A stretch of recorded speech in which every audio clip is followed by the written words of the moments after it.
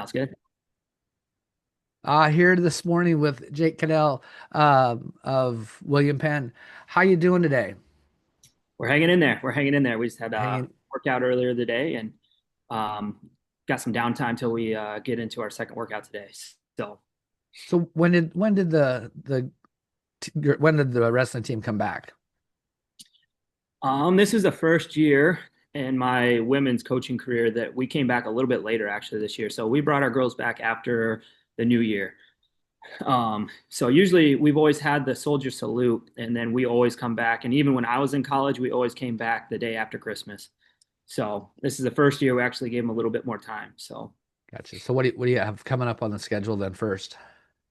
yeah, so we got national duels coming up this weekend. So we'll leave tomorrow for that, and then so we'll get some big time matches on Friday, Saturday, and then we'll be back home Saturday night. So super awesome mix opportunity this weekend, which we're really looking forward to.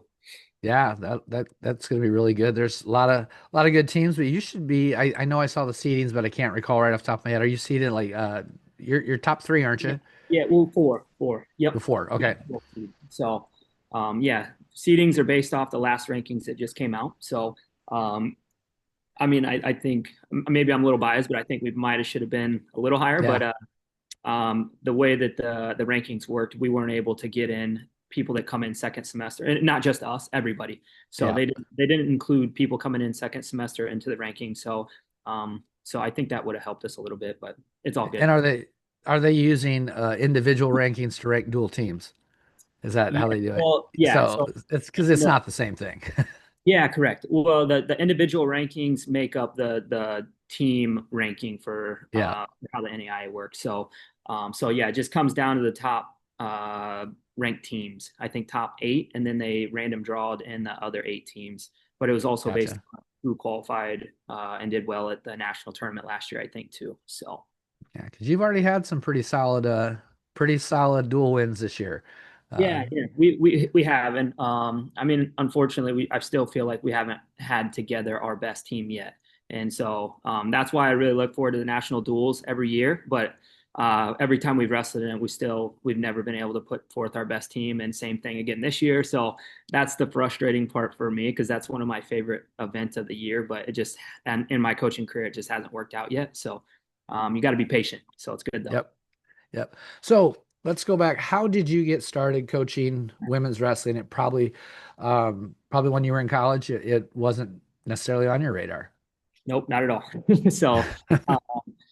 Yeah, my plan was to always go to medical school since I was really young, probably middle school, early high school. I was just always around the medical field. Both my parents were in there. My dad is a podiatrist, and my mom worked at the hospital. So I literally like grew up in the hospital because my mom would take me to work, and I would either hang out there while she was at work, or I would go to the pool was right next to the hospital when I was in Mount Pleasant there. So yeah, I spent a lot of time in the hospital. So that was something I always wanted to do, um, but yeah, I applied to medical school quite a few times, didn't get in, got waitlisted, and then in the meantime, just kind of took like a coaching job. Iowa Wesleyan opened up around the same time period um, that my brother moved back. He just finished up college. My other brother was about to go leave, I think, for college as well around that same time. And then one of my best friends moved back at the same time to take over his family business. So I thought it was a good opportunity to just come home for a year, coach, apply to medical school, get in, and then be done. But things changed, and I ended up Yep. being a coach there at Iowa Wesleyan and went from there. So Yeah. And Cash, I'm assuming was a teammate at Iowa. yeah, And so you guys have been together for the whole time. yes, correct, correct. Yeah, and that's kind of a crazy story too. Pretty funny, but not well, maybe kind of. But yeah, we were college teammates. I was a senior, he was a freshman, so I wasn't like super close with him. I mean, obviously we were teammates, and but his freshman class, they had a decent sized class, I think, that year. So he was around that group more, and I was a little bit older. But I mean, obviously we are good friends and stuff like that. And then I stuck around kind of the program, not really, but kind of for a couple years after I graduated. I worked in a research lab at Iowa. And then I continued to come into the room just on my own in the mornings, like cardio lifting, or in the afternoons, or maybe I'd come watch practice or something if it worked with my schedule. And then, so I was around him for 2 more years after that. And then COVID happened. He lost his senior year because of COVID when they were projected to win the national title. And that's kind of around the same period of time that I took the assistant job there. We were looking to find good graduate assistants, and then him and then Stephen Holloway, who was his freshman roommate, I think, at Iowa too. But those two, I didn't really know maybe what they were going to do right out of college. And then we were able to get them both as GAs. But Cash had previously signed to be a GA at I think it was Nyack maybe, and Okay. then I had to do some convincing to get him to to switch. So that's where my first recruiting opportunities happened, was trying to recruit him to come to Iowa Wesleyan. So, but yeah, it worked out, and just kind of how time transpired as well. He ended up being the assistant after I took over. And then yeah, he's been with me full steam ahead ever since. And I've been incredibly lucky to have him as an assistant coach, and I don't even see it as an assistant. We work hand in hand, as like if Yeah. he can have the head coaching title for all I care. Yep. No, Doesn't really. I definitely understand that. Yeah. And then, Iowa Wesleyan closed, fate of a lot of schools. Yeah, I went to Dana College. It closed in 2010. I yeah, was helping coach then too. And it was just like, yeah, just really heartbreaking. But you got the opportunity to basically just move everything right into William Penn. How did that all work out? yeah. That was like pretty chaotic for sure. So yeah, I mean, just kind of right around that time period. I think I was recruiting a girl out of Cedar Rapids. So the day before I was at Big Game, and then I was living in Iowa City at the time, and so I was supposed to go have lunch with her or her family that next day, and then like I said, I was in Iowa City. That's where I was living. I woke up in the morning and I checked my phone, and Cash, I had a message from him saying, "Hey, check your email right away." And then I was like, "All right, what?" And so I looked at my email, and then we had an email, and then right after that, I missed that email as well. But there's another email that was to the student population about the school shutting down. I was like, "Oh crap!" Like so I had to call. Her name was Erica. I had to let her know that I wasn't going to be able to meet with her, and I had to go straight back to Iowa Wesleyan to meet with the team. And even then, I didn't know all the details. But I think just remaining calm and ensuring that there's going to be some kind of uh, outcome for it, whether it's good or bad. But yeah, so just keeping everybody positive and calm was the goal. And then yeah, just the way things worked out.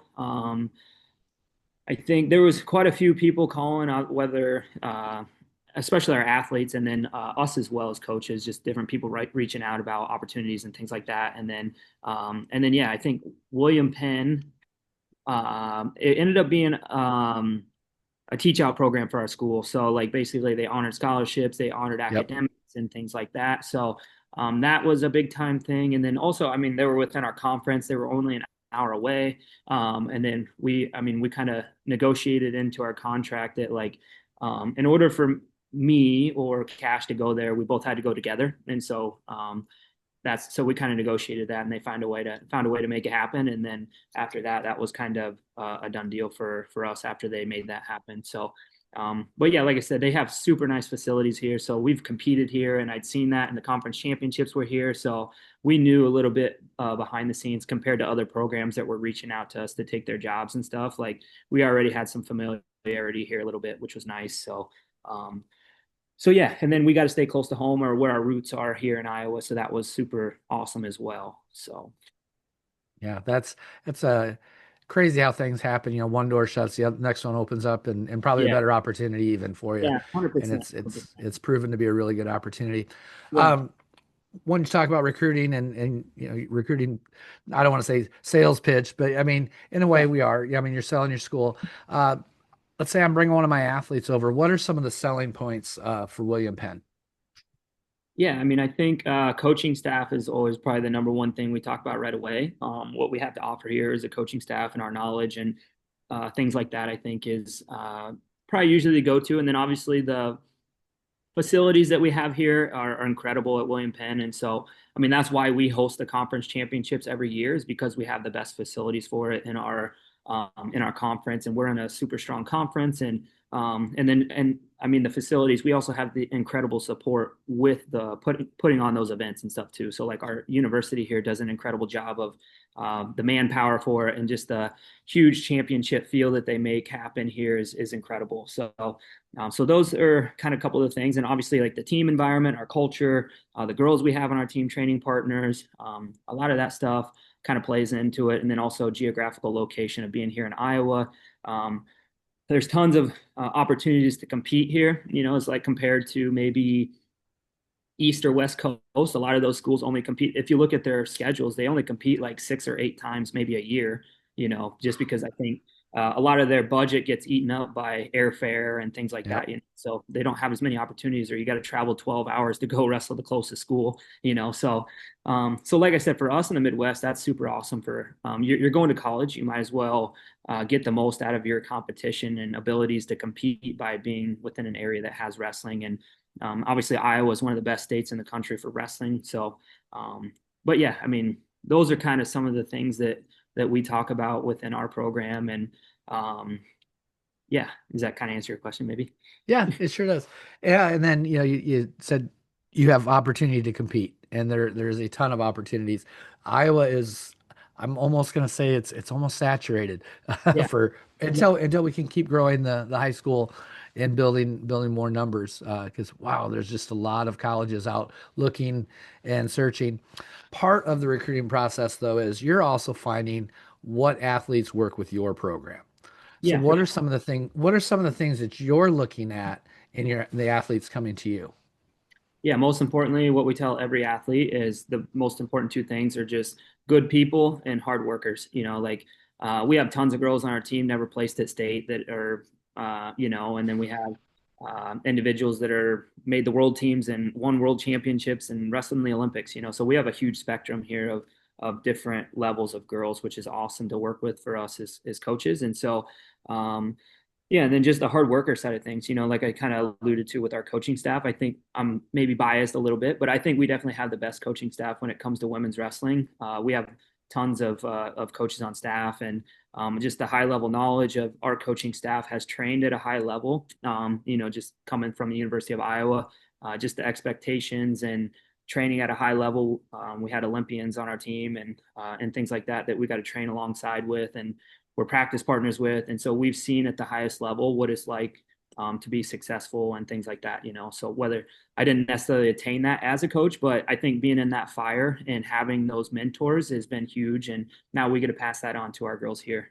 So again, like I said, I think just the coaching staff we have and being able to pass that knowledge on to our athletes, and we get on the mat a ton with our girls and things like that. So with that, again, you have to have the individuals that want to work hard. You don't always want to show up to practice and things like that all the time. But again, when you're in an environment like what we have here with our girls and stuff, like girls that show up with high energy every day, that makes a big difference in your attitude sometimes, and getting the most out of your workouts and stuff. So Yeah, building that culture. I've been around a few places that have started the programs, and yeah, it's a hard build those oh yeah. first few years. Mhm. You're kind of out of that early stages now. You guys Yeah. have built a culture. What would you say some of the things that have gone into what is the culture at William Penn?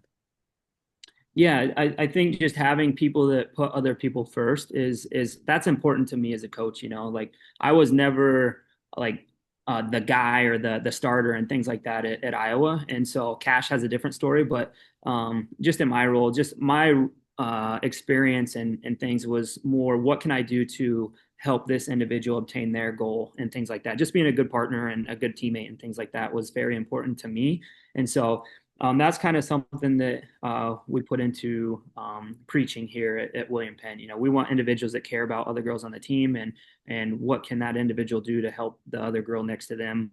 And so that's super important. And then, like I said, just being good people that helps eliminate a lot of the drama and things like that. And honestly, like this is the first year in my coaching career that we have had almost zero drama, which has been incredible.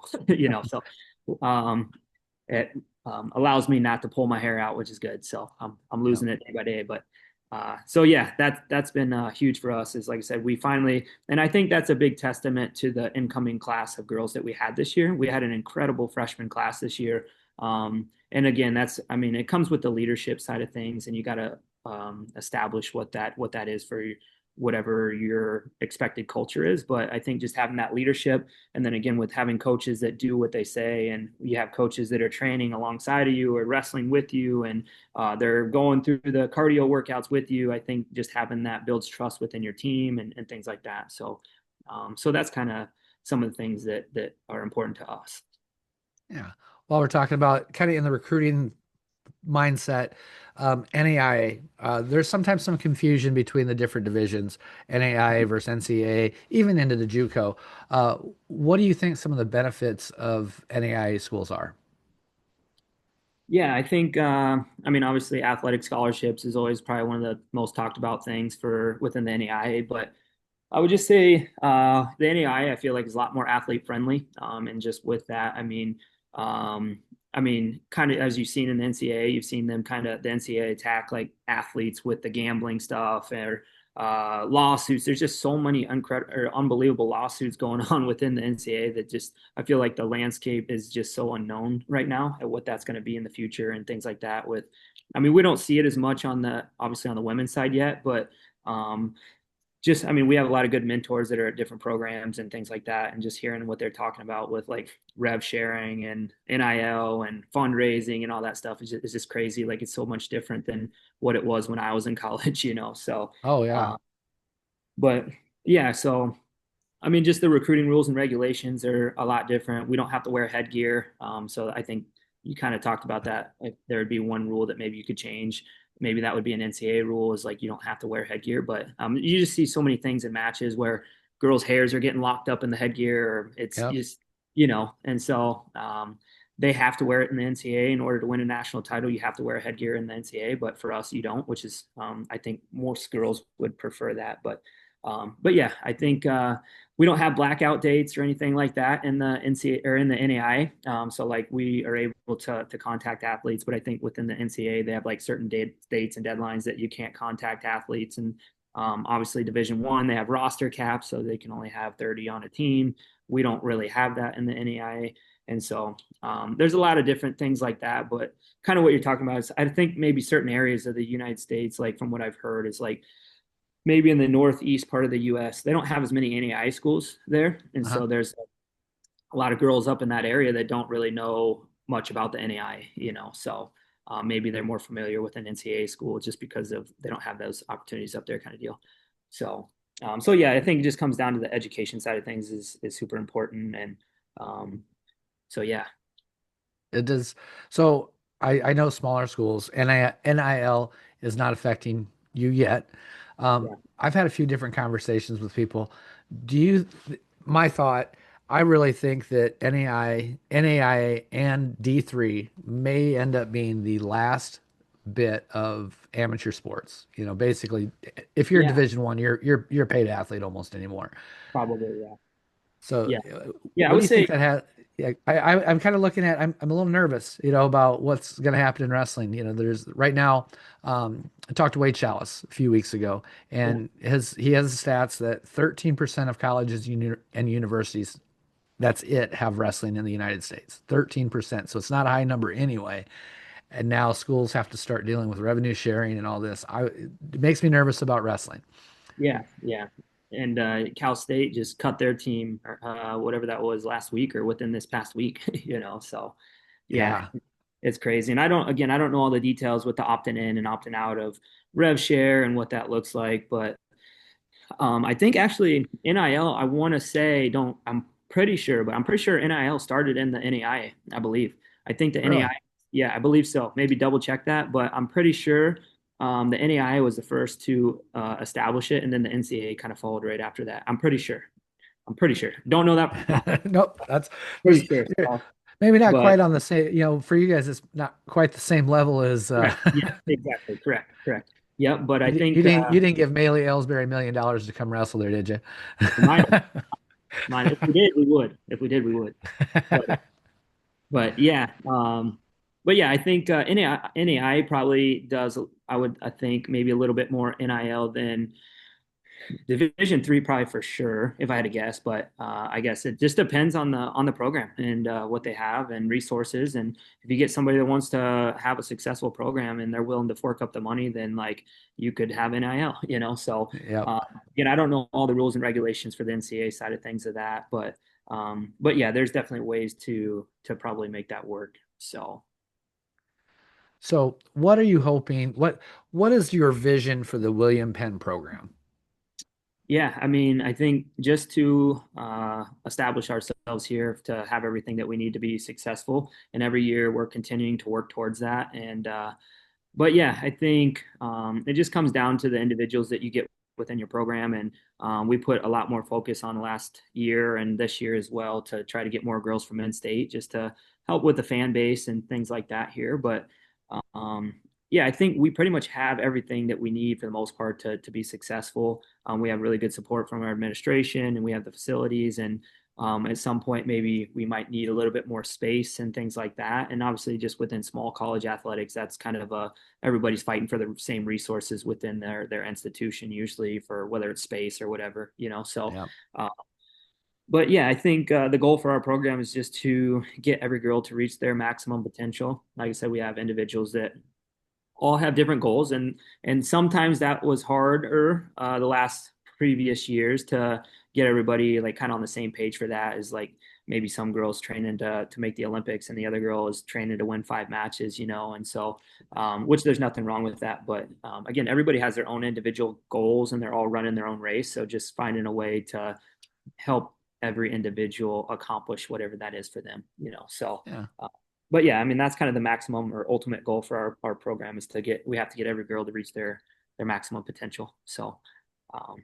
but yeah, that's kind of what we strive for. Yeah, and you've had some great success even beyond the college mats. You know, like you said, you've had world team members, you've had Olympians, which is amazing. But that's a pretty small percentage of people to even have. You know, so for William Penn, small college in Iowa to have that is it's a crazy that you have had those already, which is great. But Yeah. what are you hoping? Most of your athletes will never achieve that level. Yeah. What are you hoping that they take away from your program and you and Cash and all the other coaches?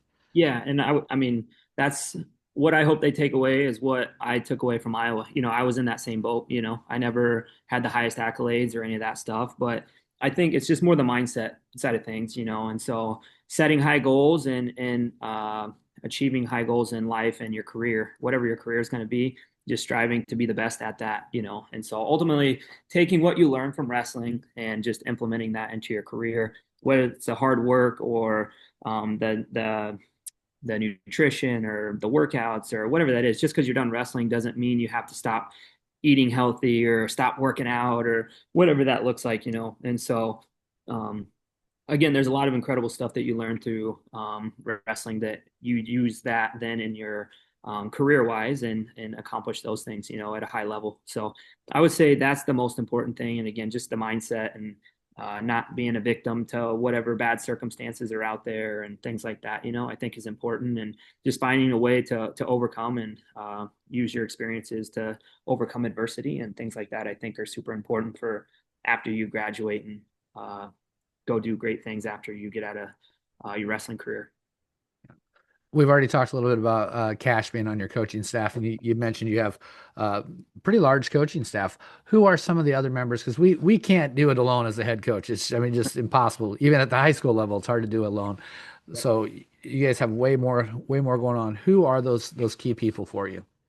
Yeah, so obviously, like I said, Cash, he's like I said, he was way more successful than I was in high school and then in college too. But he's from Northwest Iowa, same high school, I believe, as Cooper DeJean. So Yep. so he kind of Actually, his the at high school the girls wrestle with me oh yeah, yeah, on okay. in my co-op. So Yeah, yeah, yep. Okay, there you go. There you go.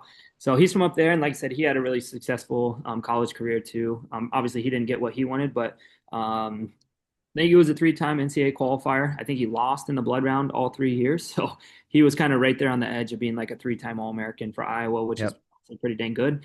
He Yes, it is. placed Big Ten, and was a university's All-American and things like that too. Won the Midlands, which back then was one of the best tournaments in the country for men's wrestling. But yeah, so we have him, and then we have two graduate assistants this year, and then we also have Coach Megan Black Campion on staff as of right now. She's more of like a volunteer role, but she's probably I would say probably the best girl to ever come out of the state of Iowa so far. Yep.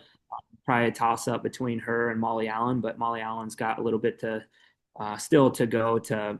She probably will probably pass. I would think maybe Megan. Who knows though, but yeah, I would say Megan for sure is right as of right now probably the best girl to come out of the state of Iowa. She was first girl to ever place at the Boys State Championships in Iowa. Was a Pan Am champ, wrestled in the Olympic trials, a couple time national finalist, I believe, at in college, and made a U23 world team. And so, like I said, she's got a lot of awesome stuff, but she does a lot of things behind the scenes for us. So like more, she's not in the room every day or anything like that. But we have a bunch of girls on our team that are in the National Guard, and she helps Yep. manage a lot of those girls with their basic training or getting them into basic training, finding out what their dates are, helping with their drills and things like that, you know. So she does a lot of stuff behind the scenes. She still only lives probably like 10, 15 minutes from here. So she's the one coordinating our military appreciation night here next week and things like that, you know. So she does a lot of awesome stuff behind the scenes for us. And then we got two graduate assistants this year. We got Dylan McConville. He is went to a community college out in Oregon, and he's from Oregon. And then he came and finished his degree here at William Penn. He was a 25 pounder, I think, for William Penn, and we were fortunate we picked him up, and he does a lot of things behind the scenes with recruiting and wrestles a lot with our girls and stuff. And then we also have Coach Riley Amold on staff as well as a graduate assistant this year. So she um, came from North Central College. She was an All-American there. She was also on their national championship team and won a national title as a team there. And so she's got a lot of awesome stuff to obviously bring over and help our program with. And so she's a great mentor for a lot of our girls and helps with, again, things behind the scenes and then coaching and wrestling with our girls and doing some recruiting. And so just trying to get them educated to where they could fill my role if I was not the head coach or something like that, you know. Yeah, So, no, that's a fantastic staff. Um, yeah. Becoming a coach, it's hard, and we have a lot of people that have helped us get there. Who are some of the coaches? Obviously you're at the University of Iowa, so you've had the brands, and you just had some great coaches. But who are maybe your high school coaches, or who has inspired you to be a coach?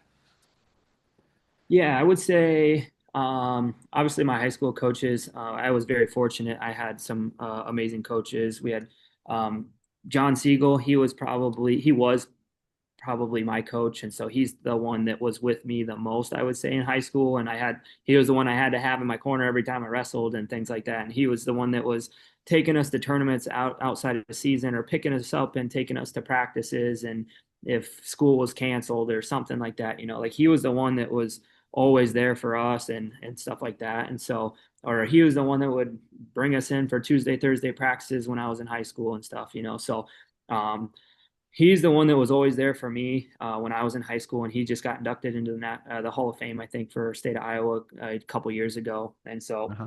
his son was Johnny Siegel, who was one of my best friends, and as when I was a freshman, and so I was pretty close with Johnny. And then yeah, Coach Swafford, he was one of my favorite coaches when I was in high school too. He was the man. He was a pastor for one of the churches there, but you wouldn't know if just being around him. He was one of the funniest guys ever, and so him, and then Coach Mark Cheery as well. He was our head coach there at New London. I think he got inducted into the Hall of Fame as well, and so he just retired a couple years ago, and now he's helping I think his son Nick Cheery at Fort Madison down there.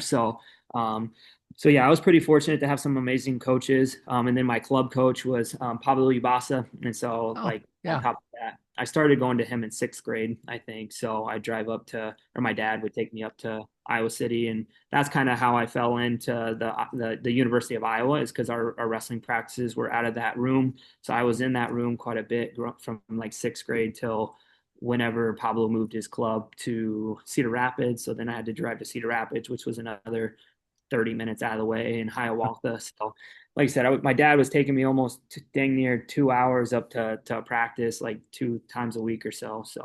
Um, so yeah, Pablo, he is another big reason that I think I made a big jump in sixth grade. Like I never placed at state until like my eighth grade year, and then I had a pretty successful high school career, um, and then obviously at Iowa, um, the Brandses were there. Those were our main coaches. I had Coach Morningstar.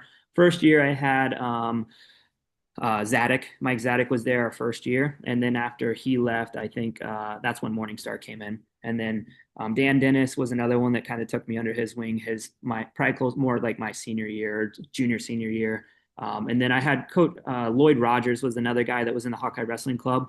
He put a lot of time into me when I was at Iowa as well, and so I had a lot of good stuff with him too. But yeah, those were kind of some of the main guys. And then I got to know Coach Gable uh, after I graduated college, and that's kind of when I got into coaching. I was able to kind of connect a little bit more with him just because of Pablo. So when I was in like middle school, Pablo used to take us over to Coach Gable's wrestling room, and Uh-huh. we'd beat each other up in there a little bit with the other kids in the club there. So, like I said, Pablo, he's provided me with a ton of incredible opportunities and things like that for to further my coaching career after I graduated and stuff too. So, shout out to him for everything he's helped me with. And so, yeah, like I said, we've been pretty fortunate that we've had some pretty good mentors that we can get the answers for that if we don't have them as from us as coaches. So For sure.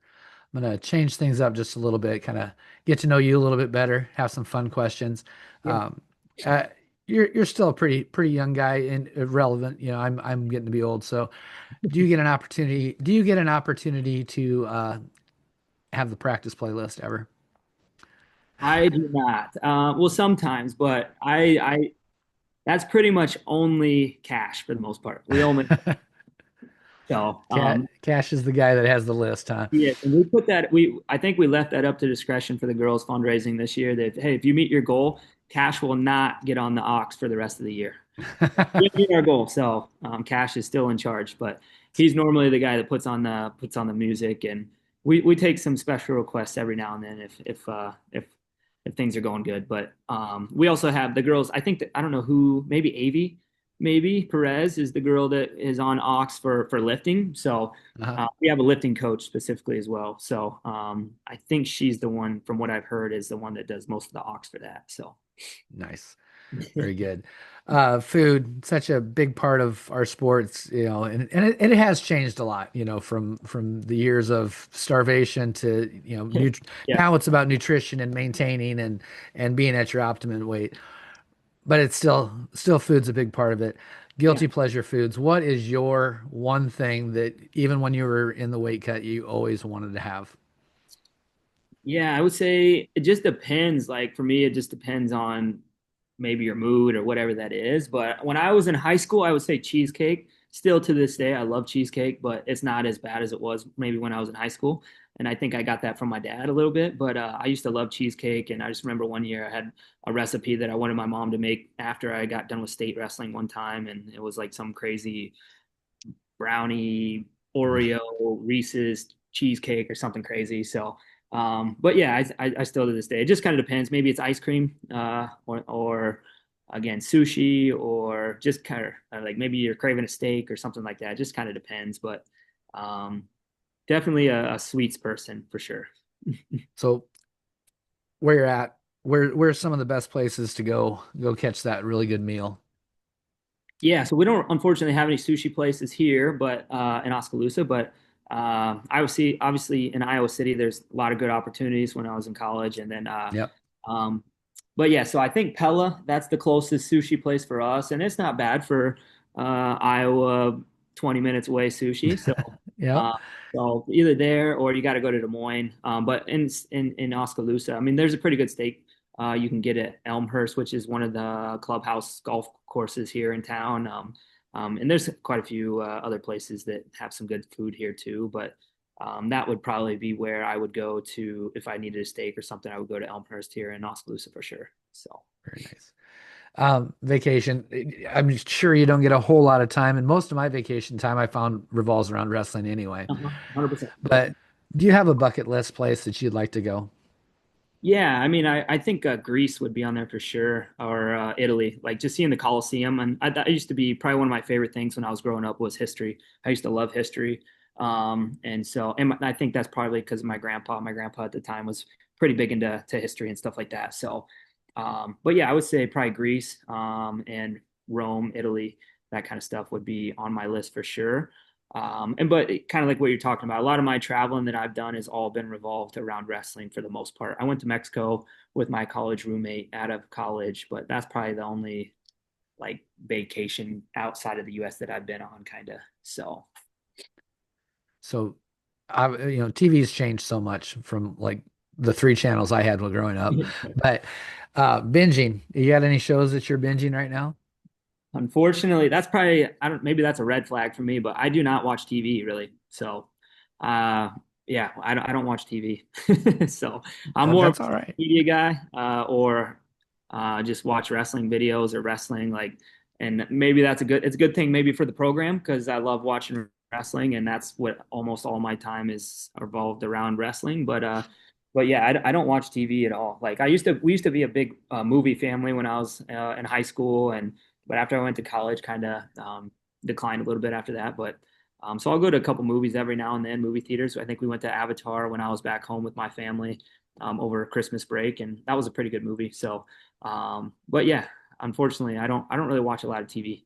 So Well, watching the wrestling videos, is there anybody that kind of stands out now in the technique? I watch a ton of that's what I do a lot of the night too, is watching a lot of technique videos and stuff. Is there somebody that you've really been kind of impressed with that you'd maybe recommend high school girls kind of start watching? yeah, the big name I hear from our program is Helen Marulis. Like, hey, what Helen hits it like this? How do you do this? Like, so Uh-huh. I'd say that's a big name for a lot of our girls that they watch and things like that. I really like to watch probably like Zahid Valencia or he's just got a lot of slick stuff and he's just even on the Iowa team, I would say Ayala, Ferrari. Um, who else? Gabe Arnold's got a lot of slick stuff that's fun to watch, and so those are kind of probably some of the names. And then obviously a lot of the Penn State guys have a lot of great stuff, and so or Japan. I like to watch a lot of Japan and like Russia, like more international Yep. stuff, especially for us. We have a lot of girls whose goals are to win the World Olympics and things like that, make those teams. And the best team is Japan. So just watching a lot of that is kind of where a lot of my focus actually probably is. So I watch a lot of like maybe how Yui wrestles or what the results from that or the 62 Nonaka or I think, and then Motoki is very good. And then Fujinami. She's got a lot of really good stuff too. So I like to watch a lot of that, or like I said, the Russians and Sedulayev and things like that, or even some of the Iranians too. That I can't remember. I don't know how to pronounce his name because it's probably like a mile long, but the Yep. 65, 70 kilo guy from Iran is got a lot of really good underhook stuff. So Yeah. I was at the World Cup when it was in Corville, yeah. what's it been about 5 years, 4 or 5 years ago, maybe. And the Japanese team, it amazed me how each one looked like a carbon copy of the Oh next, yeah. Yep. just maybe an inch taller and a little thicker. Each each one all the way up. It's amazing. Their system is in Japan is amazing, Yeah. but there's not as much. The United States, we kind of regionally we do things differently, Yeah, for sure. um, but boy, they're almost carbon copies of each other. Yeah. Yep. And their It's a techniques definite. too and things like that. Yeah, for sure. Yeah. Do you have a favorite wrestling shoe of all time? I would say the Rulons. Probably the when I was in college, those black and gold Rulons were probably my favorite shoe, and those were probably one of my favorite shoes that I personally had. And so I would say probably those. So Iowa is a Nike. Yes. Yep. So Yeah. you got Now, when I was in so college, they were Asics. they were Asics. Okay, gotcha. Do you have does William Penn get any of that good stuff? We have Nike or we're Nike affiliated, which is Nike probably affiliated. and so that's a question sometimes recruits ask is what kind of gear do you guys have or something like that. I would say Nike probably is one of my favorite brands or just gear in general. And so, but yeah, I think, yeah, pretty much all of our stuff is for the most part Nike for the most part here. So Yeah, those Nike singlets are they are sweet. yeah, Those- that's a good singlet. And then I got Inflicts for the first time ever because I've always been yeah, kind of anti Nike in yeah, that okay, wrestling shoe. But yep, I got them because everybody said Inflicts are great, and I'm gonna tell you that's probably the best pair of wrestling shoes I've had. there you go. So Yeah, so I like. I'm converted. There you go. Yeah, most of my, pretty much all my shoes are, I even right now, all my shoes are still leftover shoes I had from college. So we accumulated quite a few pairs of shoes throughout our college career and stuff. So I haven't bought a pair of wrestling shoes since probably high school, honestly. So Wow, that'd be all right.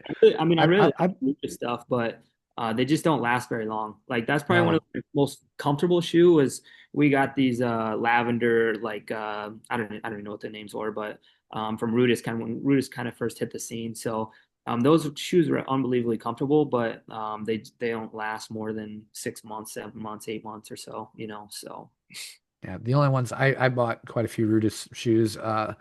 The Sly Fox. I've had some pretty good longevity with some of those. They've yeah, lasted for me a little bit better some of the other ones. okay, But yeah, we've kind of discussed rule changes a little bit. Talked about NCA and the headgear. And tell me if I'm right or wrong in this because the rules change so much internationally. In international wrestling, if I walk out with a headgear, my opponent can actually have me say, "No, you can't wear that." Is that it used to I be? have heard that, but I don't know. I don't know I think I have heard that, but I don't know that for sure. I mean, you don't see nobody wears headgear at the international level. Yeah. Pretty I sure. mean, I don't think it's pretty rare. yeah, I don't even think, yeah, Kennedy, I don't think she wore headgear. I don't think so. So I don't know. I'm not sure. Is there anything that you would maybe change about wrestling? Like rules wise, Rules. Yeah. yeah. That's a good question. I mean, I think yeah, just eliminating the headgear side on the NCAA. But again, I think they follow, like I said, I don't know if the women follow just in typically in discussions usually the women follow or first they'll look to see what the men's side does first and then they'll Yep. kind of use that as a gauge for what they decide on the women's side. So maybe that's why they have headgear is because the men have headgear. I don't know for sure, but um yeah, I'm sure if I could think about it, probably. But yeah, I mean, I think just the biggest thing is just having consistency with refing. You know, is like that's the frustrating part for on our end. But you got to learn somewhere, obviously, and I understand that. Yep. And my perspective on the refing in the state of Iowa obviously is to get on like some of those Fargo teams. You got to get those point accumulations and refing as part of that for the state tournament. So Yep. I get a ton more respect for referees after we had to do that. So Yes. Oh, I absolutely hate being an official. I don't even do it in my room really. I've done yeah, it twice this year and I hate it every second. I was thankful that they were lopsided matches and I didn't have to worry yeah, about correct, correct. making a call because I Yeah, don't want to make those calls. So yeah, I'm pretty good about staying off of them. yeah. Just a few things left here. Wrestling has taught me to blank. I would say stay work hard. You know, um, that was just kind of the motto for us in the wrestling room when I was in college, just working hard and then just again implementing. You can go a long ways with just hard work, you know, like you don't have to be the smartest person, you don't have to be the best at whatever, but if I'm putting in more work than this person, then usually I can pass that person on whatever it is, you know, to some degree for the most part, for the most part. Not too many years ago, the term wrestle like a girl would have been derogatory, right? Yeah. And you got some of the top, I mean, you have some high level people in your room. What do you think wrestle like a girl means now? Be courageous or wrestle hard, you know. So yeah, I think I mean I would say be courageous and go out there and wrestle hard. Those again are kind of um, are things that come to mind that those are probably, for whatever reason those are the first two things that pop in my head. So Very good. Um, kind of at through my outline here, like to always leave a little bit of time for you to have it some final thoughts for the days. If there's something you want to let people know about William Penn or just anything, just throw her out there. yeah, I mean I think just again trying to get as many girls out for wrestling as possible is kind of the name of the goal when it comes to women's wrestling in general, right? So for anybody that's listening or paying attention, then just try to get your friends to at least try it. And I mean, just kind of when I was out of college, that was kind of one of the biggest things that I heard the most is like, man, I wish I wrestled in high school, or I mean, I wish I wrestled and tried it, or something like that. Like whether it's guys or girls, whatever that is. But I think the more girls that try it, there's just incredibly amount of things that you can learn through wrestling that you don't learn in other sports, whether it's the discipline on the weight management side of things, and whether that's good or bad. Maybe like my Yep. brother, I think when he was little, that's why he quit wrestling, is because he had to watch his weight lose a pound or something like that. So he switched over to basketball. But like I said, I think just try it, and you probably won't regret it. I wouldn't think so. Very good. Well, thank you very much for doing this. Love watching your girls wrestle. They're fun to watch. Good luck this weekend. Like Yeah, to appreciate it. hopefully we wrestle above that seed. Oh yeah, yeah. That's the plan. That's the plan. All right. So Well, we'll talk to you later. awesome. Appreciate it. Thank you for your You bet. opportunity.